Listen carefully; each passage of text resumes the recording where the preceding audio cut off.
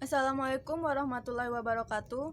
Yang terhormat Ibu Hesti Mayasari selaku dosen pembimbing untuk mata kuliah Manajemen Pemasaran 2 dan juga teman-teman sekelas Manajemen A1. Pada kesempatan kali ini, kami kelompok 4 yang beranggotakan saya sendiri, Yolanda Cika Ayu sebagai moderator, M. Taufik Sobri, Rina dan Elvinotri sebagai penyampai materi, akan menyampaikan hasil diskusi kami tentang Designing and Managing Integrated Marketing Communication. Baiklah, kepada teman-teman, dipersilahkan. Pengertian marketing communication. Marketing communication atau komunikasi pemasaran adalah sarana yang digunakan perusahaan dalam upaya untuk menginformasikan, membujuk, dan mengingatkan konsumen langsung atau tidak langsung tentang produk dan merek yang mereka jual. Dan yang dimaksud dengan integrated marketing communication adalah suatu cara untuk melihat keseluruhan proses pemasaran dari sudut pandang penerima.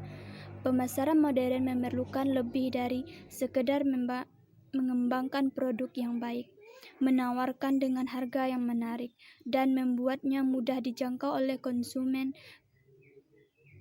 Perusahaan juga harus berkomunikasi dengan para stakeholder yang ada sekarang dan potensial serta masyarakat umum. Modern marketing call for more than developing a good product, price it. Untuk dapat efektif dan mempengaruhi target pasar, pemasar holistik harus memiliki keberagaman kemampuan dalam berkomunikasi. Contohnya, Ocean Spray Kooperatif terhadap perkebunan cranberry menggunakan keberagaman komunikasi untuk melakukan penjualan. Contoh, mereka menonjolkan para petani sebuah cranberry di wilayah Amerika Selatan dan menunjukkan mereka di acara-acara televisi di negara Amerika bahwa produk Ocean Spray merupakan produk yang terbuat dari bahan alami dan melalui pembelian produk tersebut, konsumen dapat membantu dan melestarikan buah cranberry dan para petani cranberry. The role of marketing communication. Komunikasi pemasaran berarti mencoba untuk memberikan informasi, mempengaruhi, dan mengingatkan konsumen secara langsung ataupun tidak langsung tentang suatu produk atau merek yang mereka jual. Hal ini menunjukkan bahwa perusahaan dapat membentuk percakapan dan hubungan dengan konsumen melalui kebutuhan loyalitas pelanggan. Komunikasi pemasaran dapat memberikan dampak terhadap ekuitas konsumen. Komunikasi pemasaran melalui perusahaan dapat menghubungkan merek kepada masyarakat. Mereka dapat berkontribusi untuk ekuitas merek melalui pembentukan merek dalam ingatan dan bentuk image dan merek yang akan mendorong penjualan dan juga mempengaruhi nilai para pemegang saham. Contohnya, Motorola di Bandara Internasional Hong Kong menggunakan media layar digital billboard untuk para pelanggannya sebagai media promosi. Konsumen dapat mengirim pesan goodbye ataupun selamat datang melalui mobil phone yang menampilkan merek Motorola. Hal ini menunjukkan kreativitas teknologi tinggi yang dijadikan media promosi Motorola. Marketing, communication, brand equity, and sales.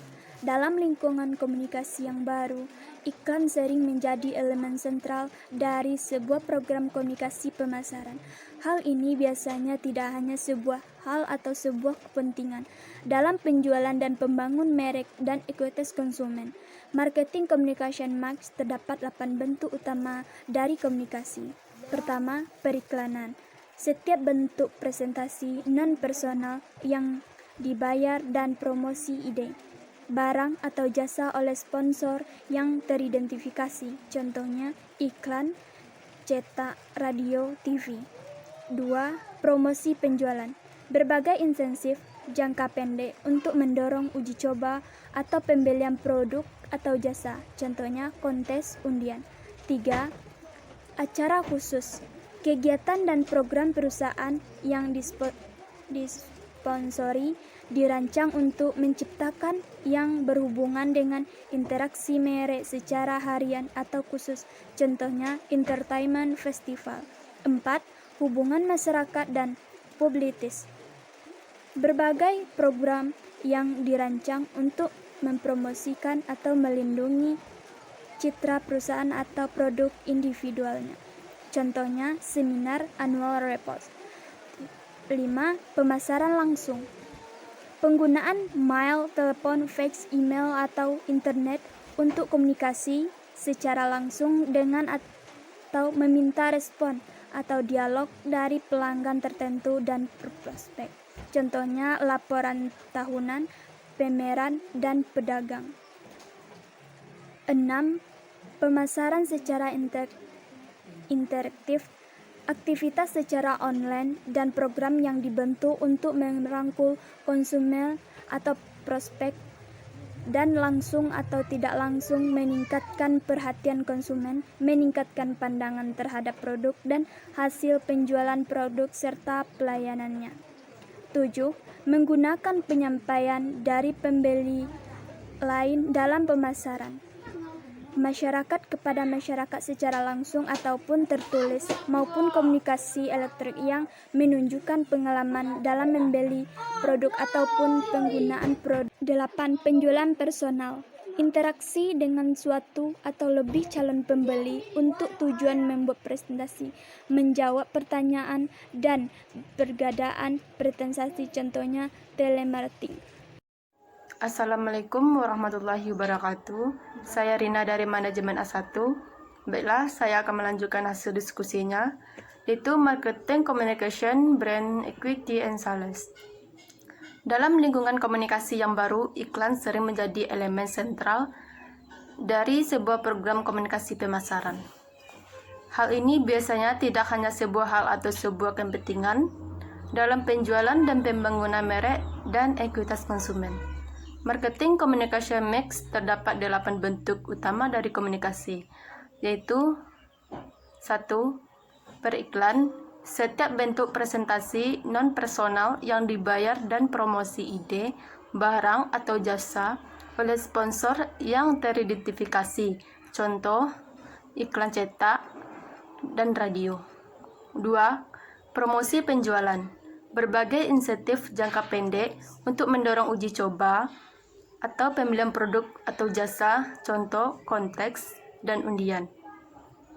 3. Acara khusus. Kegiatan dan program perusahaan yang disponsori dirancang untuk menciptakan yang berhubungan dengan interaksi merek secara harian atau khusus, contohnya entertainment dan festival. 4. Hubungan masyarakat dan publisitas. Berbagai program yang dirancang untuk mempromosikan atau melindungi citra perusahaan atau produk individualnya, contohnya seminar dan annual report. 5. Pemasaran langsung. Penggunaan email, telepon, atau internet untuk berkomunikasi secara langsung dengan atau meminta respon atau dialog dari pelanggan tertentu dan prospek, contohnya laporan tahunan, pameran, dan perdagangan. 6. Pemasaran secara interaktif.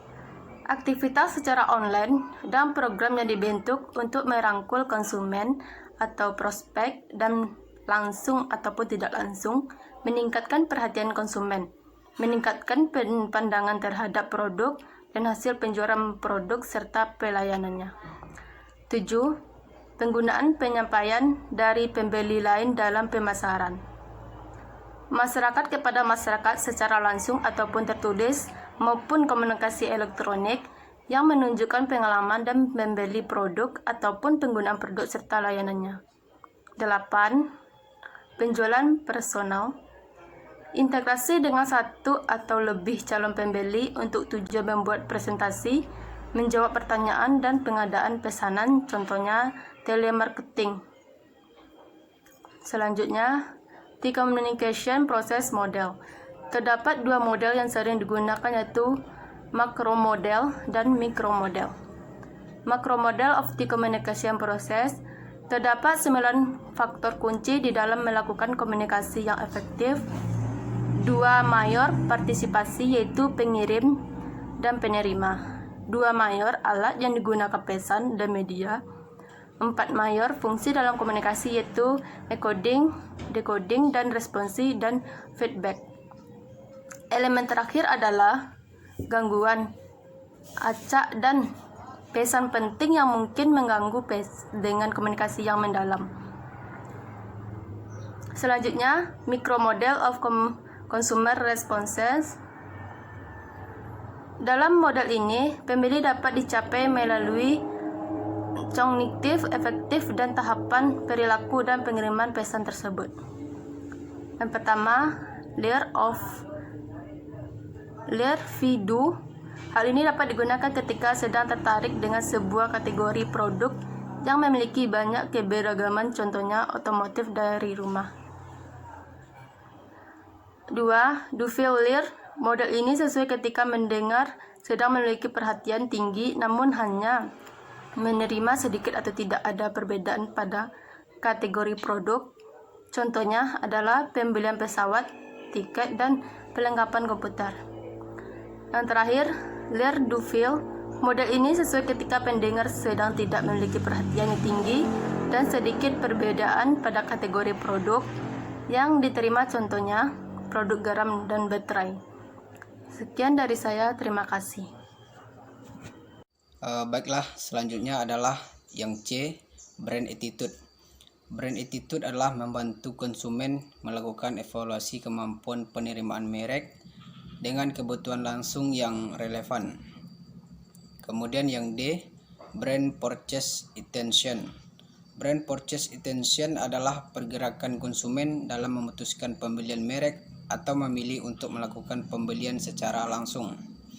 Kemudian yang ketiga, decide the communication. Decide the communication ini yang pertama ada message strategy. Message strategy adalah strategi pesan yang mempengaruhi manajemen, mencari daya tarik, tema ataupun ide yang akan mengikat pemosisian merek dan membentuk poin keseimbangan atau poin perbedaan. Kemudian selanjutnya creative strategy. Creative strategy adalah efektivitas komunikasi tergantung dari pesan yang diartikan, seperti kepuasan yang didapatkan. Kreativitas strategi merupakan cara pemasaran dalam mengartikan pesan ke dalam komunikasi yang lebih spesifik. Kemudian selanjutnya message source. Pesan yang diberikan secara menarik atau sumber yang populer dapat mencapai perhatian yang sangat tinggi dan dapat mengingatkan kembali, yaitu iklan yang sering menggunakan selebriti sebagai ambasador.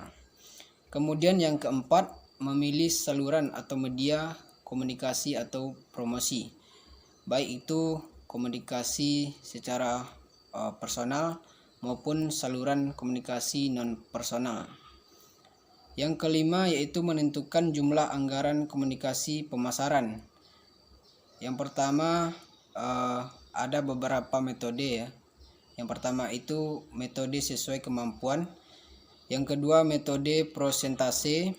Yang ketiga metode keseimbangan persaingan. Dan keempat metode tujuan dan tugas. Kemudian selanjutnya yang keenam, menentukan bauran promosi atau promotion mix. Yang pertama advertising, yang kedua sales promotion, yang ketiga public relation, yang keempat personal selling, yang kelima direct marketing. Kemudian yang ketujuh, mengukur hasil promosi, di mana komunikator harus mengukur efektivitas komunikasi yang dilakukan. Kemudian yang kedelapan, mengelola dan mengkoordinasikan komunikasi pemasaran terpadu atau integrated marketing communication. Dalam mengelola dan mengkoordinasikan proses komunikasi secara keseluruhan, memerlukan komunikasi pemasaran terpadu atau IMC. IMC adalah suatu konsep perencanaan komunikasi pemasaran yang memikirkan nilai tambah dari suatu rencana komprehensif yang mengevaluasi peran strategis berbagai disiplin komunikasi. Misalnya seperti periklanan umum, promosi penjualan, dan lain-lain. Baiklah, itulah hasil presentasi kami hari ini. Kalau ada salah kata, kami mohon maaf. Assalamualaikum warahmatullahi wabarakatuh.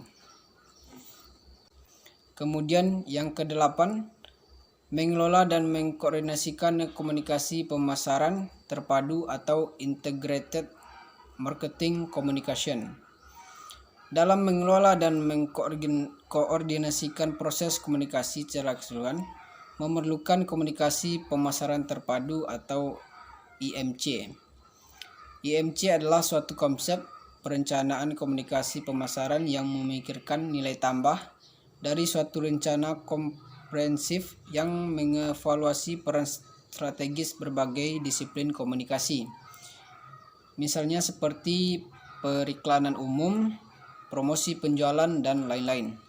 Baiklah, itu tadi hasil dari diskusi kami. Jika ada kritik, saran, atau pertanyaan, bisa disampaikan di forum diskusi yang telah tersedia. Kami kelompok 4 mengucapkan terima kasih dan mohon maaf jika ada kesalahan. Wassalamualaikum warahmatullahi wabarakatuh.